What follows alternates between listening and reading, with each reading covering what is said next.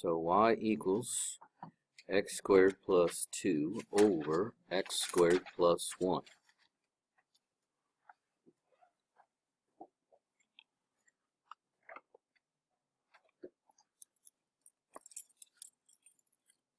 All right. How do we find the vertical asymptotes?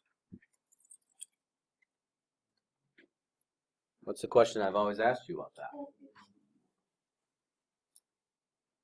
The first thing we need to do. Factor the what? The denominator, okay? Can we factor the denominator? No. Why not? Because if Thank you. Can you factor it over the reals? No. That denominator is an irreducible quadratic. Unless you open the door up to the complex numbers, which we said we were not, because the complex numbers don't show up on the x-axis, do they?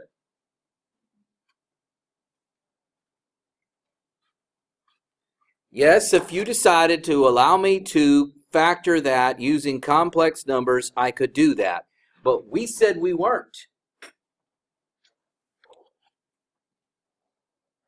So what did we just find? No vertical asymptotes? All right.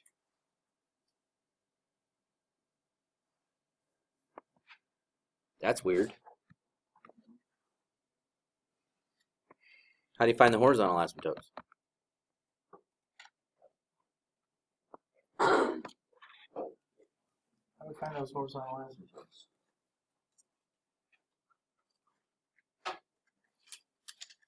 I always start out that part with 3 words. I wonder if you can come up with those same 3 words that I say every time. I'll give you the first word, take.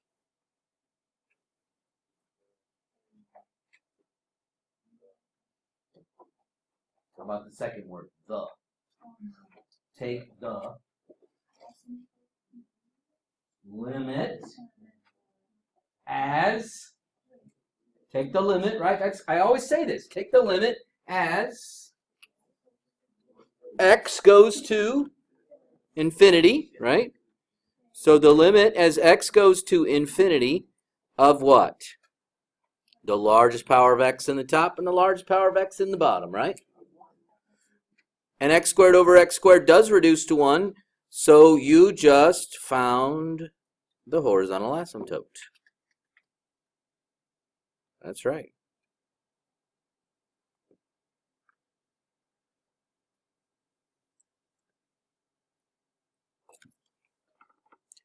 So we've got this horizontal asymptote thing going on right here at 1, but no vertical asymptotes. Okay, let's just see what happens. What do you get? All right, let's see. You gentlemen up here, -1. And you 6 right here, plug in 0. The rest of you plug in 1. -1, 0, and 1 is really what I'm focused on here. See if that helps you understand what's going on. This is kind of a weird one.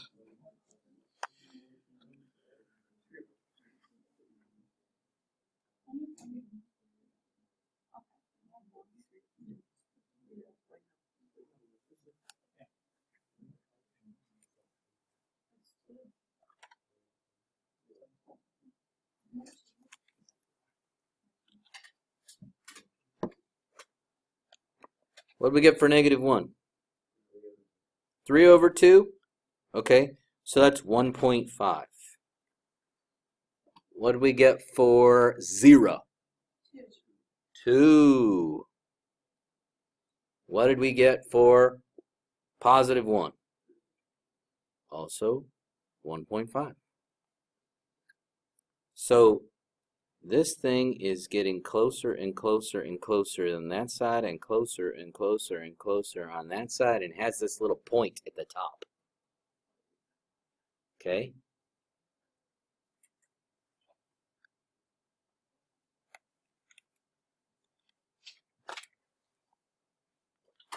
That's kind of a weird one.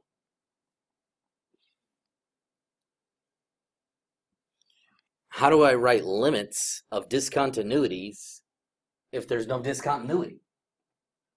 I don't, because the domain's negative infinity to infinity.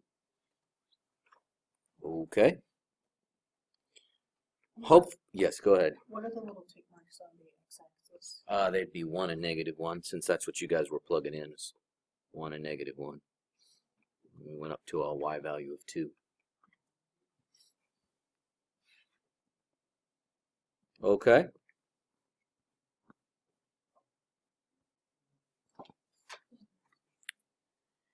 I hope that you saw on the homework that I took another problem away, because I didn't realize that I had chosen one with a larger power of x in the top than it had in the bottom. So I think it was like 29. I took that one off the list, okay, because of that situation. Okay, so let's factor this thing.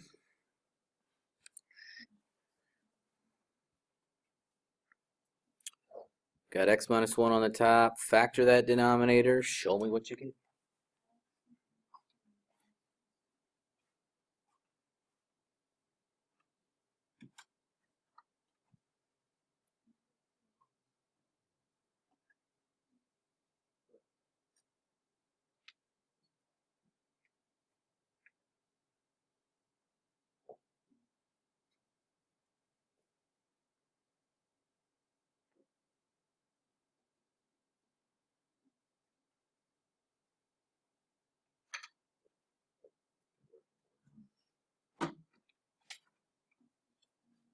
Yeah, x minus 3x plus 2, 9.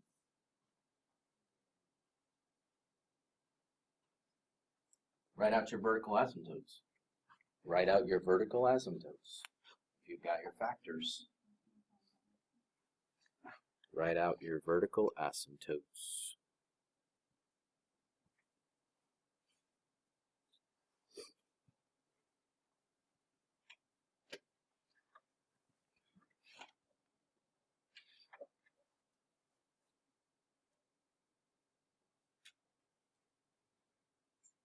What are the vertical asymptotes?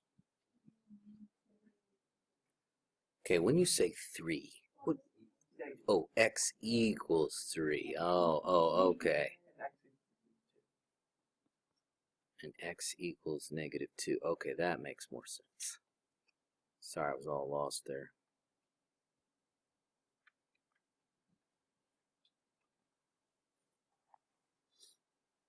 Okay.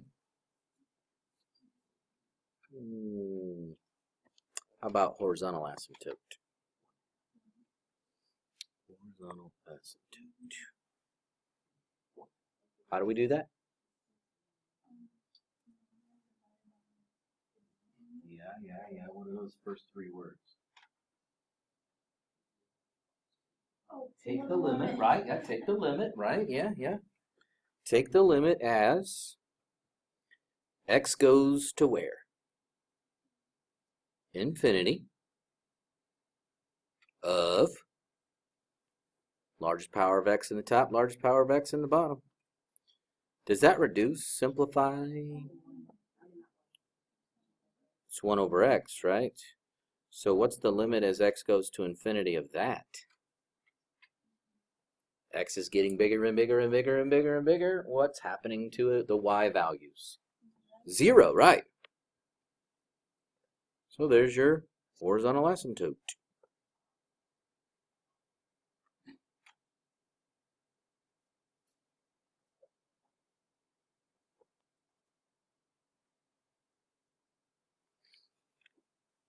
Got any good numbers we should plug in to start graphing this thing?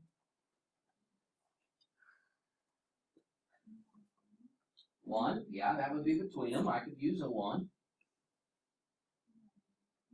-1, yeah, that's not bad. -3, yep, that's on the left side of that vertical asymptote. That'd be a good choice. 4, that's on the right side of that asymptote. That's a good choice. You do need 3 in the middle, though. So if you chose -1 and 1, you do need something else in there. Alright, so you guys handle my -3 over here. And right in here, you 5 can talk to each other about -1. And got some zeros back here. Sorry, I just meant plug in. How about you guys plug in? You want to plug in 1 or 2? What do you guys want? Well, I'm going to use 3 guys back here. You pick 1 or 2. Which would you like? 1. All right, you guys do 1. You guys do +4. Let's see what we get.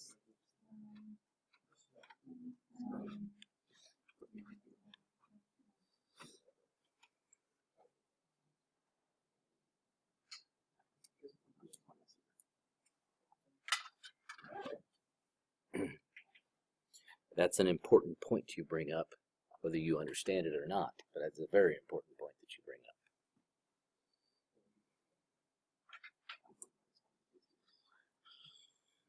All right, -3 people, what you got? -2/3. Are we getting a bunch of fractions? So if I did +1 here and -1 here, would that be okay, or am I going to get myself in trouble? So -3 gave me, did you say -2/3? Okay. -4, then it's a negative, and that's a negative. Yeah, okay, that's good. All right, so we know that branch right there. How about -1? What'd you get? +1/2. Oh, that for me, that would be here. Yep. Okay, +1/2. Did we have a 0 in the house? What do you guys? What'd you get for 0? 1/6. That's true. 1/6. Okay, so that's approximately right there. What'd you get for +1 over here? +1. 0. That's true. 1 minus 1 is 0, and once you know the numerator is 0, unless it's an extraneous solution, in which case we'd have a removable discontinuity, but we don't have any of those, and I'm not going to throw those on top of everything else you're trying to do here. But something interesting just happened. When we were figuring out those 3 points, we just connected with the asymptote. Which means it's not going to be doing that fake parabola thing in the middle. We just figured out that it was going to do this. Because as soon as it hit that x-axis, it's going to keep going. All right, +4 people, what'd you get? 1/2. Okay, so we got something up here at 4. So we're up there.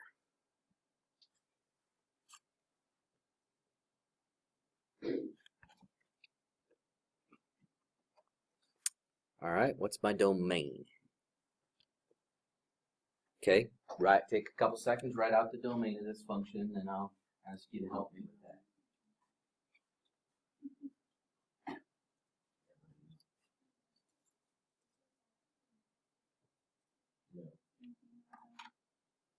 So in algebra 2, we told you that the asymptotes on lines that you get close to and never touch. That is a great definition when we're talking about negative infinity and positive infinity. It's a horrible definition for what happens to the inside. Now in algebra 2, we stay with really nice ones that don't ever go against that. But rational functions all the time will cross their own asymptote.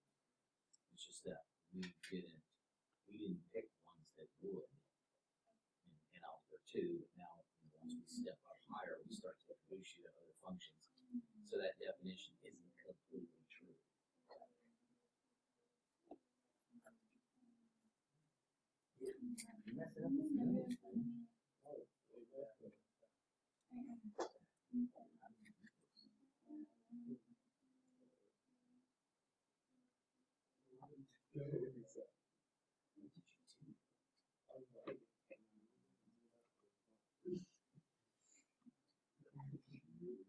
know.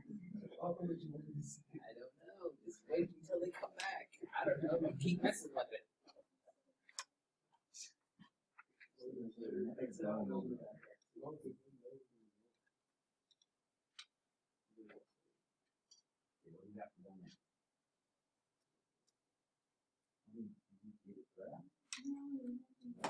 One branch graph. Oh, you got a few dots. Yes. Nice.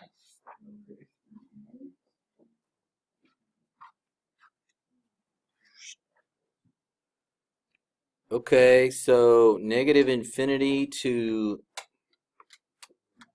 negative 2. Good. And negative 2 to 3. And me. Oh, so sweet. 3 to infinity. Okay. Where's the T? Next time we should just write negative infinity to 2. Negative 2 to 3. Oh, okay. Not you. Seriously. Oh, my goodness. Okay. How about the range on that? Come on.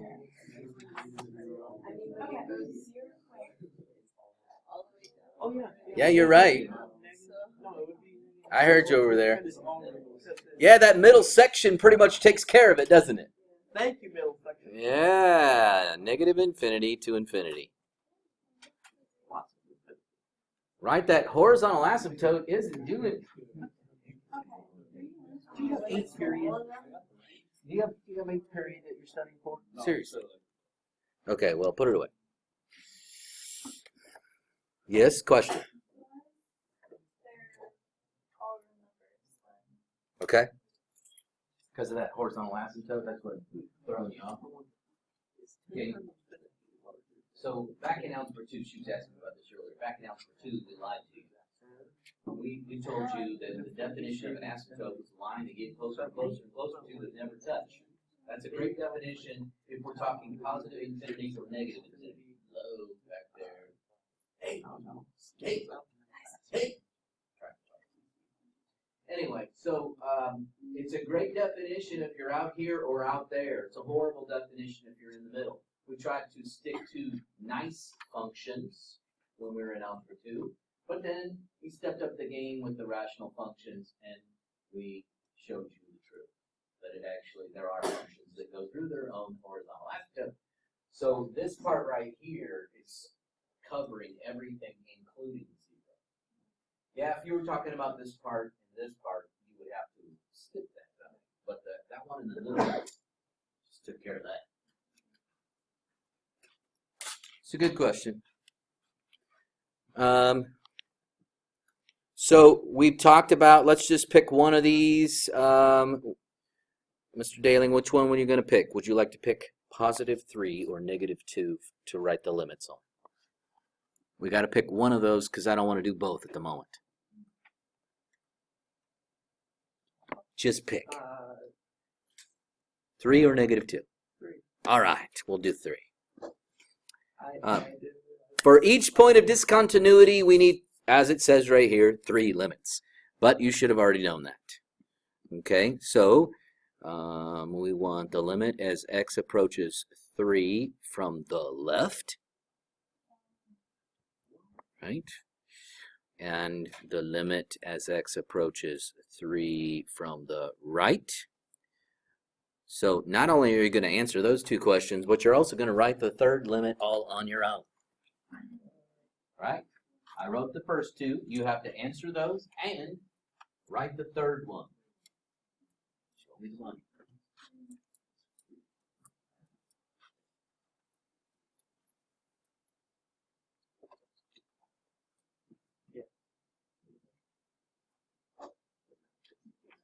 Do you have a picture somewhere? Oh,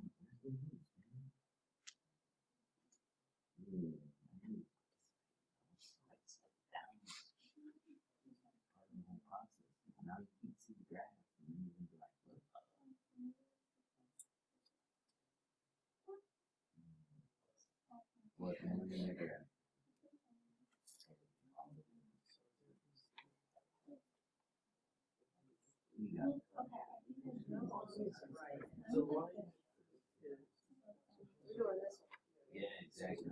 That looks like a way up. I just remember one. Okay, so when we're approaching 3, when we say from the left, that's on this side. So the y value is doing this in your picture. So as we're coming closer to positive 3, what's going on with the y value? What's happening here? Is it going down to negative infinity? As you're getting closer this way, it's just doing this. Oh, we look at other lines. So as you're describing it from the left side, you're saying what's going on with the y value, and it's dropping off. Correct. So what's going on from the left? Negative infinity. Negative infinity, right? You're coming this way at the graph, and it just drops right off. Okay, so what's happening from the right? Infinity. Positive infinity. Okay, all right. Hopefully you've written the third limit on your own.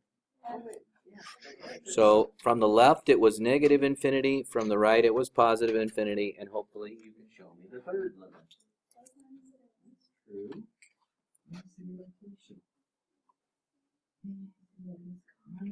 Yeah, you kind of abbreviated because you didn't write the line.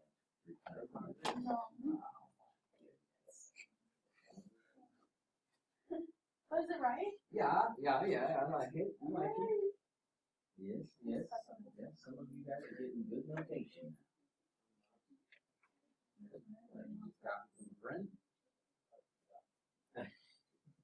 That's great. Oh, I had the first one. Yeah. Since you wrote your cursive. Yeah, that's right. Good. Overall limit does not exist. Yeah, you had to write the overall limit. Write that down, overall limit. Limit as x approaches 3. So. Okay. So, yesterday, in this very room, I was asked this question. Obviously, she didn't hear the answer I gave you. Are we going to be expected to have one question which incorporates all of this stuff? Okay, and the answer that I gave in class yesterday was no. So individual pieces, yes. Maybe I give you a function and I ask for the vertical asymptotes. Maybe I give another one, ask for the horizontal asymptotes. Give another one, ask for the domain. So maybe give you another one and ask for the graph. Pieces, yes. All together in one giant, no. No, I don't think that because there's several things. Plus, if you mess something up, on the graph, it's going to change a lot of stuff. So, yep. So, where did you get the 3 from the limit? Okay. So on this graph, we have 2 points of discontinuity, x equals 3 and x equals negative 2. The truth of the matter is we should have had 6 limits, 3 for each one of those. But to shorten things up, I asked Mr. Daling if he would pick one of them, and he chose 3. So we should have done that for negative 2 as well. We just didn't for sake of time. So that's how it spawns off. Because it's the vertical asymptote, which is the point of discontinuity on the graph. So the negative infinity It's going down like that. Yes. Yeah. Okay. Decreasing. Okay, talk to your neighbors and write down the decreasing interval. Tell me what you think for the decreasing intervals.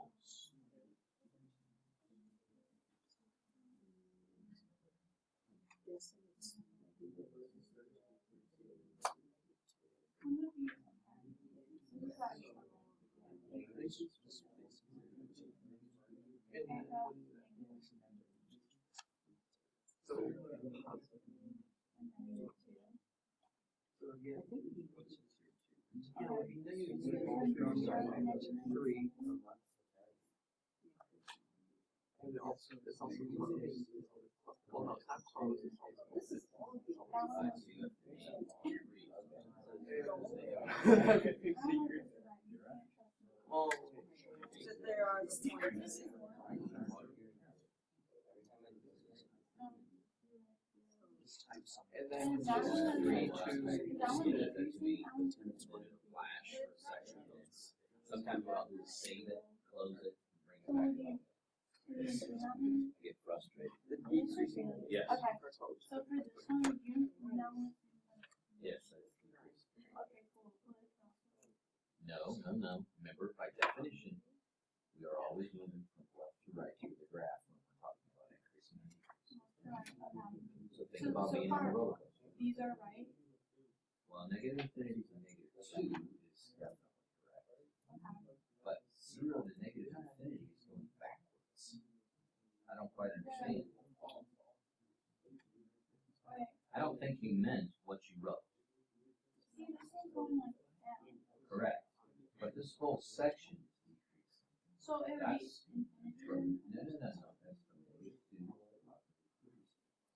Remember, you're splitting up the x-axis. These are pieces. These are sections of the domain that we're talking about.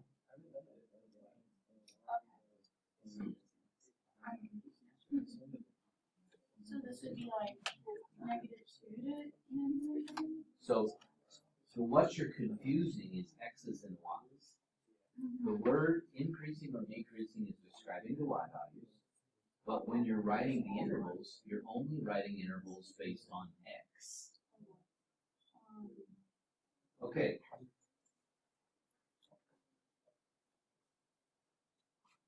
Your definition of increasing and decreasing, always moving from left to right through the graph, think of it on a roller coaster.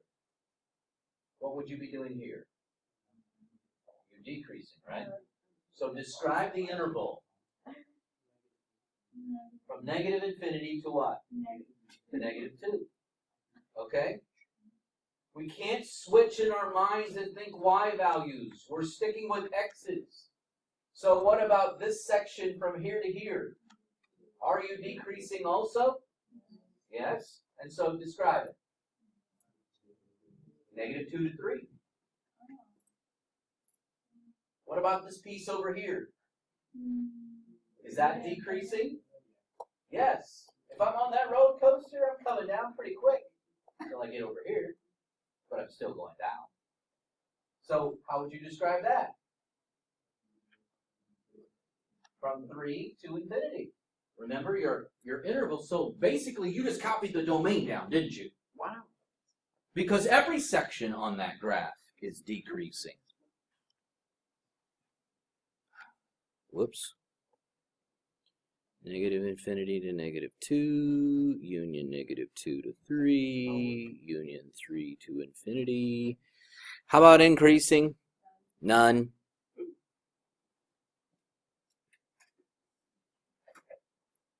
Symmetry, even, odd, or neither. Is this even, odd, or neither? Oh, that's neither. What does it mean if it's an even? What does it mean if it's an even function? What kind of symmetry does it have if it's an even function? Oh, you're What? like Both sides of what? But you're right. Yes, reflection symmetric across the y-axis. You can fold that thing on the y-axis and make it look exactly the same. Does that happen here? No. And then on Odd is if you rotate it around what point? 180. Wait, is that odd? 180 around what point? 0. The origin. So if I take this thing and spin it around the origin, this point right here lands down here. That's not the same. It's not the same. So is It's it not neither? based on the It's origin. neither, folks. So it's not. Now, it was closest to an odd, but it didn't fit the definition. If it was on the origin, you would. If that thing went through the origin, then I would agree with you, yes. Okay, but it didn't, so neither. No. I'm not going to ask you for another proof. I'm just going to be asking you to use the symmetry of the graph to answer the question. Good question. Bounded. Is it bounded above, bounded, these are your 4 options, the ones I gave you on the test. Bounded above, bounded below, bounded, or not bounded at all. Those were the 4 options. There's what? Not bounded at all, right? Because you can't draw a line above it that it'll never cross. You can't draw a line below it that it'll never cross. And it might be the Karate Kid. Remember when he was doing paint defense?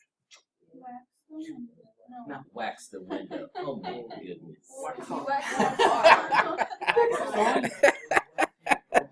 Oh, wow. Okay, wax the window. I'll remember that one. That's a new move for me. I'll have to learn that one from you. Wax the window? Okay, so it was not bounded at all.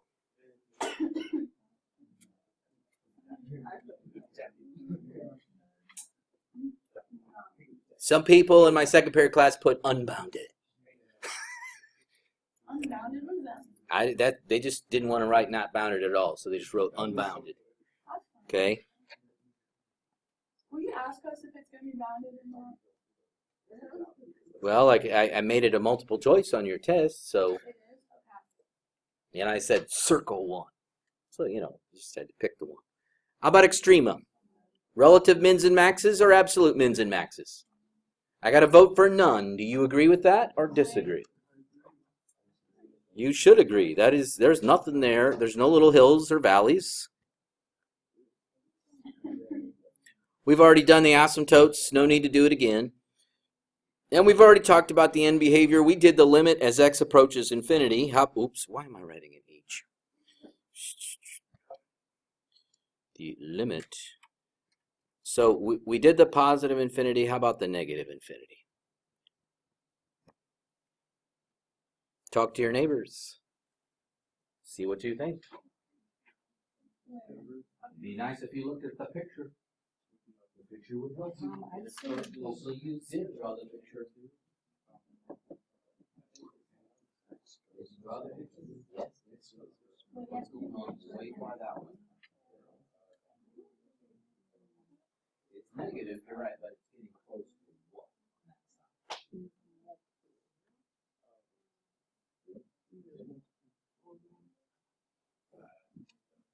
Okay. So the limit as x approaches negative infinity. So if you look at your picture, okay, what's going on in this graph? It's way far that way. It's a negative number, right? It's that branch. These are all negatives. With what is happening? It's getting super close to 1. Which is? Yes. So we're getting close to 0 on the positive side. And we're getting close to 0 here too. Think of that. What's going on way over there? We're getting close. Yes, as x approaches negative infinity, what's happening with the y? Oh, it's decreasing. Wait, I don't think I'm getting it. I want you to look at the picture. As you go that way, a long, long way, what's happening to the y value? I'm going that way. I'm not coming this way. I'm going that way. What's happening to all those y values? Oh, they're like staying the same. Getting closer, closer. To 0. Okay. And then what did it do? I'm in the middle of spinning. Right, that's how we found the y is in the first place. Because we did that before. All 3 of us are French students. So what's the limit as x approaches negative? 0. Thank you. I like it. Yep, if you look at the picture, folks, it's getting close to 0. You can see that. I don't know why I moved that. Looking in the picture, it shows you that. Is that it? Okay, now. Yes. I need you to, we're not going to do all this, obviously. I know, bumps you out. Factor the numerator, okay? People don't smile at their notes. Huh. Seriously, you look over there staring at the computer smiling, and I'm like, people don't smile at their notes. Okay, what's wrong with that? Sometimes you just really enjoy that. Factor the numerator and the denominator. Hey, do you see GCF in the top? Yeah. Pull it out. Oh. That's the first thing you should do is pull out that GCF. What is the GCF? 2. What's left if you pull out a 2? X squared minus 1. Is that factorable? Sure is. So we should have 2 and then a couple of those. Is the denominator factorable? Yep, so you should have 2 things down there. Factor it.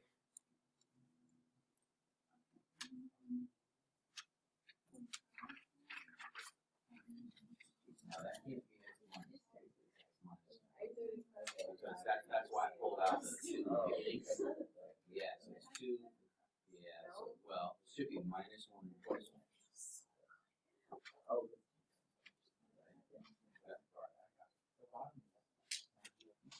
It is because it's the difference of perfect squares.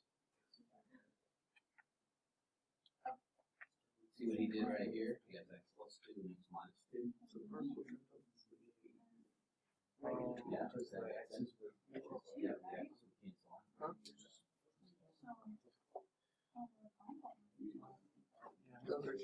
Yeah. So Hopefully you have x minus 1, x plus 1, and x minus 2, x plus 2. Now, nothing cancels out, so I didn't get any kind of removable discontinuity, but I did promise you I wouldn't throw that in the mix. That would definitely cause some anxiety. All right, give me my vertical asymptotes, give me my horizontal asymptotes. Okay. If you get y equals 2. Yeah, like your x. Thank you. I like what you did. Good. Now show me where y equals 2 is on my graph. Yep. Perfect. Okay. Yeah. So you're gonna have a little hard time over here. We'll figure it out. Yeah. 2x squared divided by x squared. How do you what? 2/1. Okay, so this part right here, or not this part. This part right here, our power that's in top and bottom. I take the limit as that goes to infinity, but does it reduce to a nice number? Okay. What does it reduce to? What does it reduce? 2. Nice job. So in other words, we just found that y equals 2 is our original answer.